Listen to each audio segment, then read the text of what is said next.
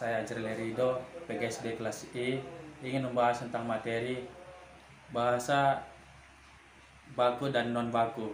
Pengertian kata baku. Kata baku adalah kata yang digunakan dan telah sesuai dengan kaidah atau pedoman bahasa yang sudah ditentukan. Pengertian kata baku ini merupakan suatu kata, aturan, dan ejaan kaidah bahasa Indonesia sudah benar serta bersumber dari bahasa baku, yakni Kamus Besar Bahasa Indonesia atau KBBI. Biasanya kata baku digunakan untuk penulisan atau pengungkapan kata-kata yang bersifat resmi, baik dalam suatu tulisan atau dalam pengungkapan kata. Pengertian kata tidak baku. Setelah memahami pengertian kata baku, selanjutnya adalah pengertian kata tidak baku. Pengertian kata tidak baku merupakan kata yang digunakan tidak sesuai dengan kaidah atau pedoman bahasa yang telah ditentukan umumnya. Umumnya kata tidak baku sering digunakan dalam percakapan sehari-hari atau dalam bahasa tutur. Itu bisa terucap diantaranya. Yang pertama, yang menggunakan bahasa tidak mengetahui bentuk penulisan dari kata yang dimaksud. Yang kedua, yang menggunakan bahasa tidak memperbaiki kesalahan dari pemakaian sesuatu kata. Inilah yang mengakibatkan kata tidak baku selalu muncul. Yang ketiga, yang menggunakan kata bahasa sudah terpengaruh oleh orang-orang terbiasa dengan menggunakan kata-kata tidak baku. Yang keempat, orang yang menggunakan bahasa sudah terbiasa memakai kata tidak baku. Ya. Ciri-ciri kata baku. Yang pertama, kata baku tidak dipengaruhi oleh bahasa daerah. Yang kedua, kata baku tidak dipengaruhi oleh bahasa asing. Yang ketiga, pada pemakaian imbuhan, kata baku ini bersifat eksplisit. Yang keempat, kata baku adalah bahasa percakapan. Yang kelima, kata baku digunakan sesuai dengan konteks kalimat. Selanjutnya, kata baku tidak terkontaminasi atau tidak rancu. Kata baku tidak mengandung arti pluralisme. Ya. Ciri selanjutnya, biasanya digunakan dalam bahasa sehari-hari. Sudah dipengaruhi oleh bahasa asing atau bahasa daerah.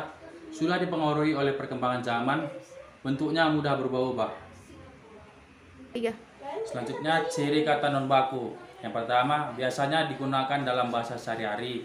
Yang kedua, sudah dipengaruhi oleh bahasa asing atau bahasa daerah. Yang ketiga, sudah dipengaruhi oleh perkembangan zaman. Yang keempat, bentuk mudah berubah-ubah. Yang kelima, memiliki arti yang sama meskipun terkesan beda dengan bahasa baku. Iya. Fungsi kata baku. 1. Sebagai pemersatu. Fungsi penggunaan kata baku bagi masyarakat Indonesia adalah untuk menghubungkan semua penutur dari berbagai macam bahasa daerah yang berbeda-beda. Yang kedua, pembawa kewibawaan. Bahasa baku juga ikut serta membawa wibawa atau prestis seseorang. Fungsi pembawa kewibawaan bersangkutan dengan usaha seseorang dalam mencapai kesederajatan dengan peradaban yang dikagumi melalui pemrolehan bahasa baku sendiri.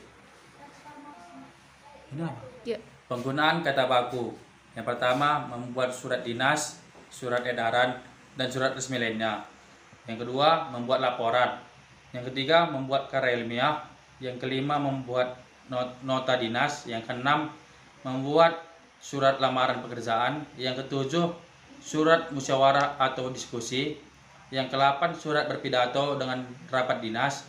Yang kesembilan, surat menyurat antara organisasi, instansi atau lembaga dan sebagainya. Ya. Contoh kata baku dan tidak baku. Yang pertama, contoh kata baku. Contoh kata baku misalnya seperti aktif, pasif, apotek, efektif, nasihat, karena, foto, biosfer, bus, objek, teknik, daftar, dan lain sebagainya. Contoh kalimatnya, pada hari ini saya akan makan siang di rumah. Contoh kata tidak baku. Contoh kata tidak baku misalnya seperti aktif, pasif, efektif, karena, foto, bis, objek, teknik, nasihat, biosfer, dan lain sebagainya. Contoh kalimatnya, saya akan makan siang di rumah hari ini.